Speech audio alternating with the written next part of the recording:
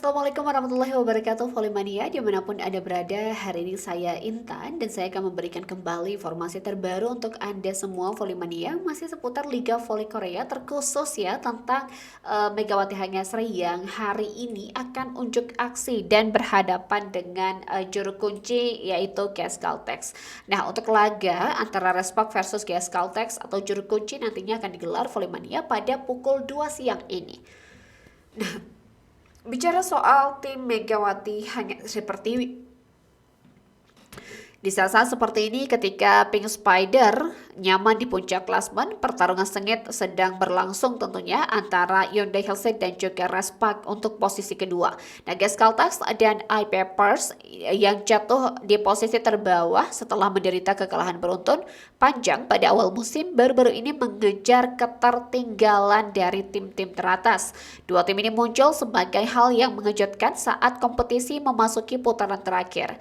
GS Caltex yang saat ini berada di posisi terakhir ke-7 akan memainkan pertandingan terakhir pada putaran kelima Liga Volley Korea melawan Daejeon Johja Respak. Respak tengah berupaya memperebutkan posisi kedua di Daejeon Jungmu Gymnasium pada Sabtu ini 22 Februari. Nah, GS Caltex yang mengalami masa sulit pada awal musim ini, Volleymania menderita 14 kekalahan berturut-turut dan mencetak rekor klub baru untuk kekalahan beruntun terbanyak. Kini mereka terus mengumpulkan kemenangan pada paruh kedua musim ini berkat penampilan andalan tim mereka, yaitu Giselle Silva. Nah, secara khusus Volleymania pada tanggal 1 Januari lalu, itu GS Caltex memutus rentetan kekalahan mereka dengan mengalahkan Pink Spider yang memimpin dalam 5 set. Nah, GS Caltex lalu mengalahkan Hyundai Hillside pada 18 Januari yang membutuhkan kemenangan untuk mempertahankan posisi keduanya.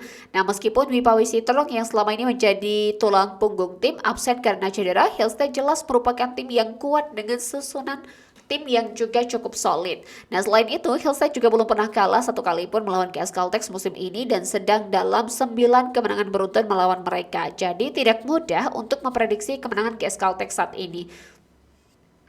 Tetapi Volleymania meski begitu ya, GS Caltex baru saja berhasil mendapatkan 2 poin berharga ketika melawan Hyundai. Bahkan kebalikan keadaan terus berlanjut di hari-hari setelahnya, di mana I-Papers yang berada di peringkat ke-6 juga berhasil mengalahkan Megawati dan kawan-kawan dengan skor 3-0 dalam pertandingan kandang pada 19 Februari. Respak yang saat itu tertinggal 2 poin dari Hillside dan bisa saja naik ke posisi kedua jika menang. Justru mereka kehilangan kesempatan untuk naik ke peringkat setelah menyerah dengan kemenangan yang sangat mengecewakan 3 set langsung. Bukan hanya mengecewakan tapi juga sangat menyakitkan Volleymania. Nah, kemudian di sisi lain, I-Papers juga sedang mengalami kekalahan beruntun. Mereka berhasil melakukan 18 kali blok dan berhasil membendung serangan Respak secara total dan berhasil meraih 10 kemenangan dalam semusim. Dengan kemenangan comeback dari GS Caltex dan juga I-Papers yang berada di peringkat bawah, Hillside dan Respak yang sibuk memperebutkan posisi kedua berada dalam posisi yang cukup solid. Nah, setelah Hillside gagal meraih poin saat melawan pemuncak klasmen Pink Spider sehari sebelumnya, yaitu kemarin Jumat, Volleymania, Respak memiliki peluang emas lagi. Lagi-lagi Respak punya kesempatan untuk bisa naik ke posisi 2.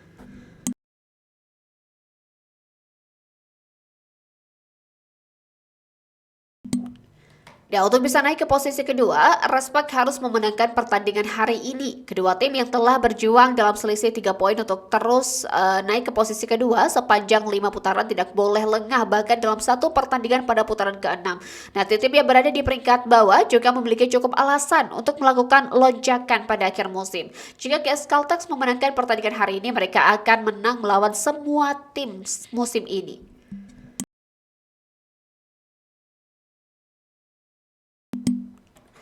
Dan jika mereka berjuang keras di akhir musim, mereka bahkan dapat berusaha keluar dari posisi terakhir.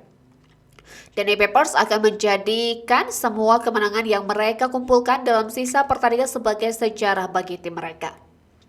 Mereka tidak dapat mengakhiri musim di peringkat terendah tahun ini seperti yang mereka lakukan pada 3 musim terakhir. Bahkan Haipas juga bermaksud untuk mengubah peringkat dengan IBK Altos yang baru-baru ini mengalami kekalahan beruntun yang cukup panjang. Nah, seiring dengan tim peringkat bawah yang terus tampil tak terduga menjelang ronde terakhir musim ini, tampaknya peringkat akhir bola voli divisi putri akan menjadi semakin sulit diprediksi Volley-mania. Tetapi selain itu juga Volley-mania dengan serangan atau gaya Megawati yang sudah mulai terbaca ketika Respak bersua dengan iPapers, tentunya hal ini akan sangat mungkin untuk ditiru oleh GS Caltex.